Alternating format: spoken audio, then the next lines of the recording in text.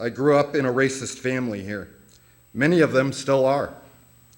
I didn't think I was after I moved away. Actually, having black, brown, and other minority friends taught me that just because I didn't say racist things didn't mean I still didn't hold prejudicial feelings. Once I conquered my prejudicial feelings, it still didn't get me off the hook of being an anti-racist. I'm asking you guys now, and I want a response. Will you denounce white supremacy? Because social justice has a lot to do with white supremacy.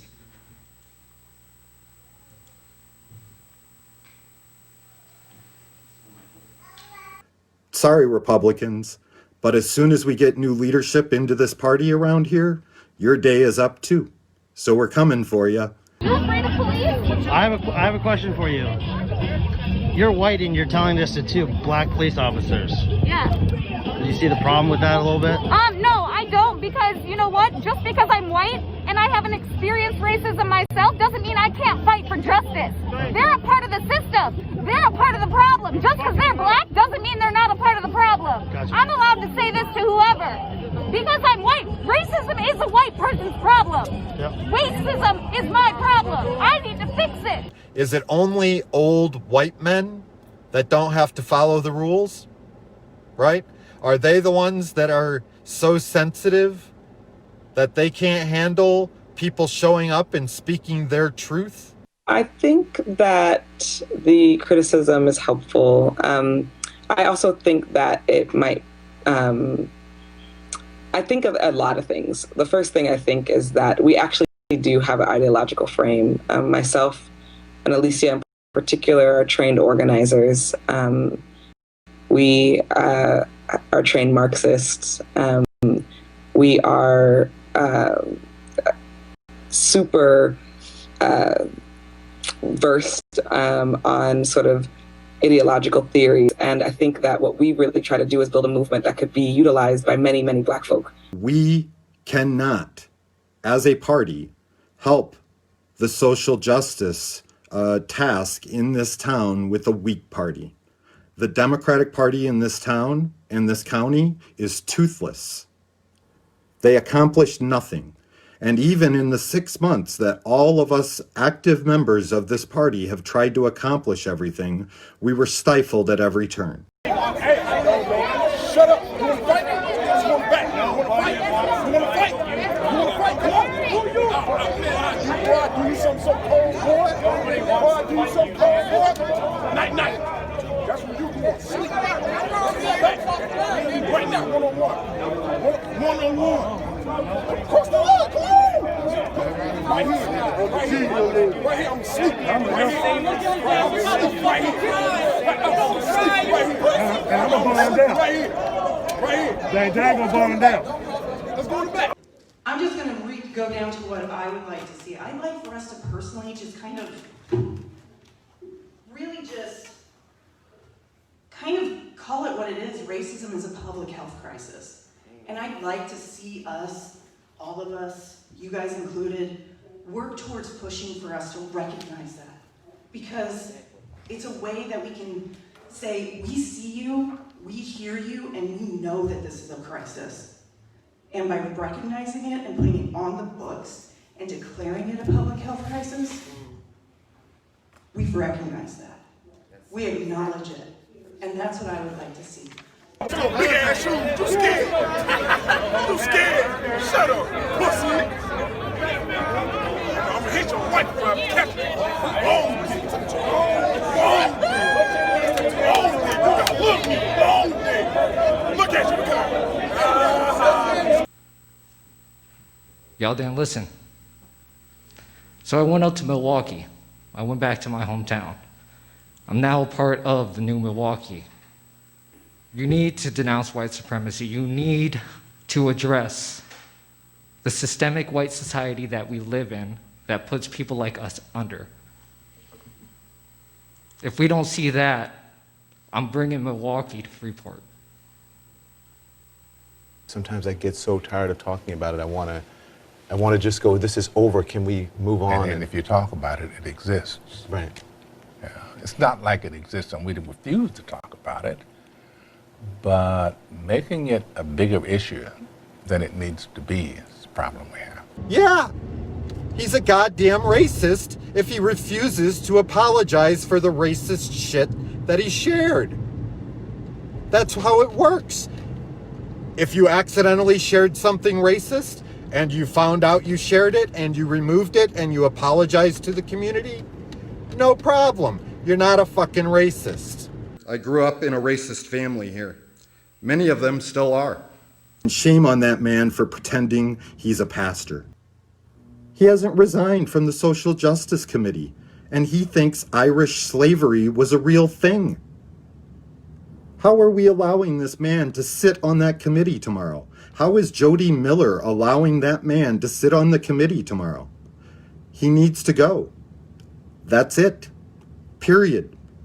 He is not committed to social justice if he believes in a widely discredited myth about Irish slavery. He has to go. There's no other way. He is not there to help people of color with social justice. What's your thought on Black Lives Matter? What is it? What do you mean? The idea is that there's this movement called Black Lives Matter, thinking that the rest of America didn't seem to understand that Black Lives Matter. It just sounds weird. I don't know that you put a name on. It's not a name. It's not whatever. It's somebody got shot by police for a reason. I am a young, black, rich. If that don't let you know that America understands Black matter these days, I don't know what it is. Don't come at me with that dumb man. My life matters, especially to my. If you're new to this reality, or you just recently hopped on board, I want to welcome you. And I think we got two opposing forces in here right now. Let's just be honest. You said be honest, be truthful. You said trust. Right. We got two opposing forces right now that's like this. We got a lot of energy between this magnet. If you can see that energy, this magnet cannot come together at all. There's a lot of energy. There's a lot of positive and negative energy in this, what I'm doing here. But I'm saying this to say, we want to hear from you. I want to hear your hurts. I want to hear your pains. I want to hear what we can do different. I want to point the fingers. But eventually, we're going to keep doing this. We're going to keep doing the same thing. Shame on him. He has an Irish name. He's of Irish descent, so that gives him a right to peddle in bullshit. No, Julie, we're not dedicated to all. Read our rules. Read what we put up there. We are not dedicated to all. We are progressive people. Do we have anyone else, any other public members who would like to step forward and speak tonight? If not, I thank you for coming, and we are looking at it. Excuse me? Oh, I'm sorry. I didn't realize he's coming up to the microphone. Yes, sir. Can you please state your name? Hey, my name is Michael G. You guys know me already, and I've worked with a couple of you guys. Really happy that I did. I'll make it short and quick, and I won't say the S word this time. Donald Parker over here just said, I can't listen to this SHIT anymore. I'm done. Handle your racism, dude. I moved to Freeport from the Chicago suburbs 2 years ago. I've been getting more involved in light of current events, and I've been trying to trust you and have faith in your response. But after hearing a few members of the Social Justice Committee voice their concern last Thursday, I realized that I've been naive. The last I've heard about moving forward was that you are listening and learning, which I've heard is becoming about as effective as thoughts and prayers are in the wake of a shooting. Listening and learning has not changed anything. I'm still scared. I'm scared for your constituents. Are you? If you are someone who considers themselves to be a person of honor and you truly believe that you take your job seriously and that it's your duty to do the right thing, I implore you to please look inside yourself and ask yourself if you really believe that you're doing enough. If a white person is driving erratically and an officer pulls them over, is the officer going to reassure them by saying, "But you're not black. Remember, we only shoot black people," and get put on administrative duty like in Atlanta, Georgia? If a rogue white supremacist accelerates his vehicle to hit and kill a peaceful protester like Robert Forbes, will the Freeport Police Department have a cigarette with him and let him walk away like in Bakersfield, California? If a black man who works for the Freeport School District and feeds children in the cafeteria like Philando Castile is out for a drive with their family and happens to have a brake light out, is he going to be killed in front of his family like in St. Paul, Minnesota? I teach choir. I teach young musicians. If one of my students, a black boy like Elijah McClain, is walking home and is dancing to the music he's listening to, are the Freeport police going to choke him till he's unconscious and inject him with horse tranquilizer, then mock the situation later with a photo? If your response is, "Not Freeport, that wouldn't happen here," what makes you so sure? Should be more fearful of white men across our country, because they are actually causing most of the deaths within this country. We should be profiling, monitoring, and creating policies to fight the radicalization of white men. Racism is not done out of hatred, guys. Racism is done out of self-interest. The moment that you guys understand this notion, the sooner we can stop fighting it with loving kindness. That's not working. We gotta use the same intensity as white supremacists. We have to be anti-racist, guys. I would like to talk to Pat later here, because in order for me to feel more comfortable with you being on here, you gotta go through white fragility training, dude. If you share it, people tell you you're racist, and you defend it, and then you block somebody for using the F word, and then you show up, and then you apologize again and get huffy for the F word, and you walk away, people are gonna think you're a racist. That's how it works. Peter's right, you guys didn't listen. He's asking nicely. I'm demanding it. But in the end, what matters is that the Democratic Party of Stevenson County has been run into the ground. That's not the goddamn Democratic Party of the goddamn United States. The Democratic Party, the Democratic Party.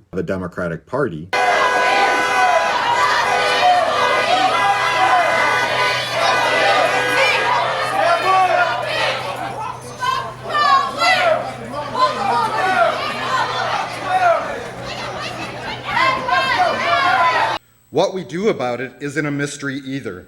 The solutions already exist.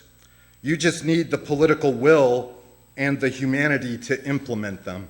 You're not going to intimidate us into being neutral about issues of police brutality, white supremacy, racism, and all of the other bullshit that you guys have been telling people forever, that we have to be there for everyone. That's not what we're here for. The entire time you listen to your meeting, shove it up my ass, that bitch. Go back and shove it up my ass like you said. You have to my ass and get to the bottom. What kind of man are you? Who do you fucking represent, bitch? Go shove the shit up my ass.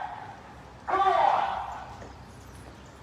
Black Lives Matter only cares about the black deaths at the hands of a white person because it's not about black lives. It's a political agenda. Yeah, that's the only lives they care about. That's what this is all about. The ones they can twist to use it against to get Trump out of office. The deaths that is causing this country to raise money to give to Democratic candidates. That's the only deaths they care about. Look, the oppression that black people see in this country, I don't doubt they don't see oppression. Yeah. But that oppression is from other black people. Yeah. Imagine living in a black neighborhood in Chicago where 10 people die a night, hundreds a week. Yeah, people have to sleep in their bathtubs because they're scared their children is going to get shot. Isn't that called oppression? I might have been gone for over 20 years, but I can tell you, I've lived for the good of this community every day for the last 7 months.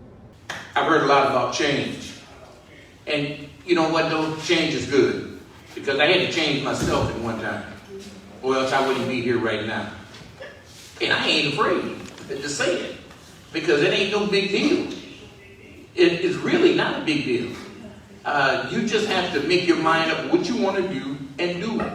Because as I look around in this room, I can see that we have the potential to change anything that we want and can. You just gotta want to do it. We can stop with the tearing down each other, because we ain't getting nowhere that way. If you got all the answers, well, you're not listening. You might hit the door right now. I don't have much to say tonight. I think I've said much of what I'm going to say already. But Pastor Vandenberg, you need to step off this committee. You either need to apologize publicly for what you did and share with the community why you apologize for it and why you were wrong, or you need to step off this committee. You have to be accountable for racism when you share it. If you're not accountable, you have no business being on a social justice committee.